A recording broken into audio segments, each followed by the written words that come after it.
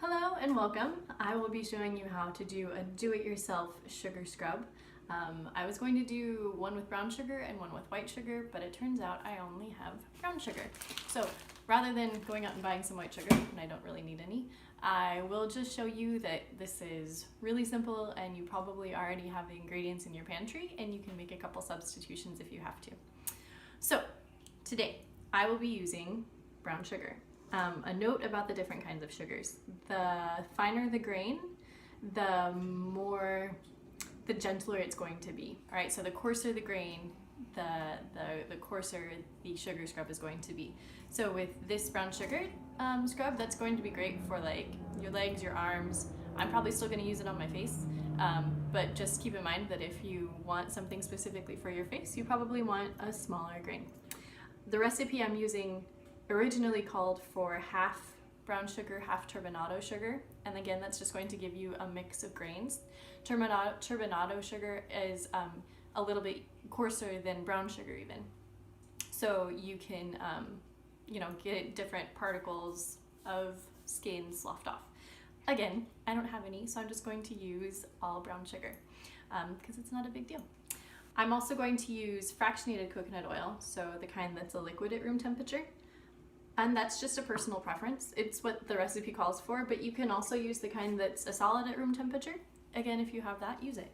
It's just going to make your final product a little bit more solid. So whoever's using it will probably need it to warm up a little bit in the shower or whatever, or just like they'll scoop some out and then it'll warm up in their hand as they put it on. Again, it doesn't really matter. There are only 3 elements to a sugar scrub. That's the sugar, the coconut oil, and then whatever oils, essential oils you want to put into it, so it's not a big deal. Alright, so I have my brown sugar measured into my bowl. It's half a cup of brown sugar. The original recipe calls for a quarter cup of brown, quarter cup of turbinado, but again, I'm just using all brown. And then this is half a cup of fractionated coconut oil. And the ratio here you can play with if you want to. This is going to make more of a liquidy sugar scrub. It's going to make a little bit soupier. It's not going to be quite as thick. So if you want it to be thicker, just use less coconut oil. So maybe like half a cup of sugar or a cup of sugar even to a quarter cup of fractionated coconut oil. I'm gonna grab a spoon, a little wooden spoon. I'm gonna break up the brown sugar clumps. I'm gonna mix it all in. If you are using the kind of coconut oil that is a solid at room temperature, you can melt it in a pan on the stove or in the microwave, but be careful. And be sure to not add your essential oils until the end, because essential oils don't like to be heated up. Once they're heated up, they start to evaporate more, so you're going to lose. You're not going to have quite the high concentration that you want in your final product. And also you might be changing the chemical structure, so it's just best not to mess with it. All right, so stirred it up. Got kind of a soupy, slurry type thing, easy to pour. And now I'm going to add the essential oils. Now, the one that I'm making off of the blog is ginger and lime. Ginger and lime, it's gonna be delicious. So I actually can't remember the amount of drops right now, but I know that it's going to be more lime because lime is a citrus oil. It's a little bit gentler. You're going to need more to get the smell to come through, which is the main reason you're putting it in, because it's going to be uplifting. And you're going to need less ginger, right? Okay, because it's just spicier. So if you're ever in doubt, or if you're like making up your own recipe, because you can totally freestyle this, I usually just kind of smell the oils and see how much I want, and just keep in the back of my mind that citrus is going to need more drops to come through as a scent. So I'm going to do 10 drops of lime. It's going to be very limey. And aim for 9 because more always comes out. And then I'm going to start with 3 drops of ginger, and then I'll stir it for a little bit and see what I think. So 1, 2, 3. And if I need to add more, I will. Again, there is no one way to do this. I'm only half following a recipe, right? Oh, it smells very limey. Oh, I like that a lot. I'm very pleased with the amount of lime that I put in that. But I think it needs more ginger, so I'm going to put in 2 more drops of ginger. So that ended up being 10 drops of lime and 2 drops of ginger.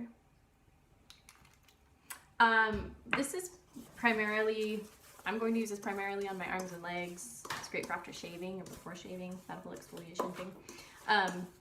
But let's be honest, I'm also going to use it on my face because it's winter and my skin is dry and chapped.